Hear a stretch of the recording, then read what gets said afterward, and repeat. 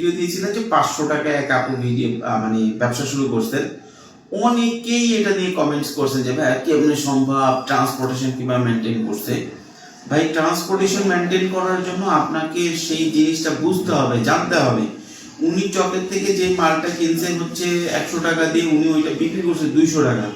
500 টাকায় 5টা বিক্রি করলে চকে যাওয়া আসা আপনাদের মতো সিএনজিতে যায় না, উনি গেছে বাসে। আপনারা সবচেয়ে লো কস্টে ট্রান্সপোর্টেশন যদি ব্যবহার করেন 500-1000 টাকা দিয়ে আপনি অবশ্যই ব্যবসা শুরু করতে পারবেন। হয়তো আপনার প্রফিট কম হবে। এখন 500 টাকায় কত প্রফিট হবে? 500 টাকায় যদি আপনি ওই 500 টাকার প্রোডাক্ট নিয়ে যে একদিনে বিক্রি করে ফেলতে পারেন, তাহলে একদিনে বিক্রি করলে 500 টাকা প্রফিট হবে।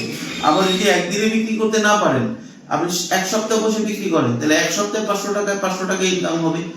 ডিপেন্ড করতেছে 500 টাকা আপনি কত দ্রুত প্রোডাক্টটা সেল করে আপনি সার্কেল মেনটেন করতে পারতেছেন, আবার নতুন প্রোডাক্ট কিনতে পারতেছেন, এবং এর জন্য ওভারহেড খরচ আপনি কত করতে পারতেছেন।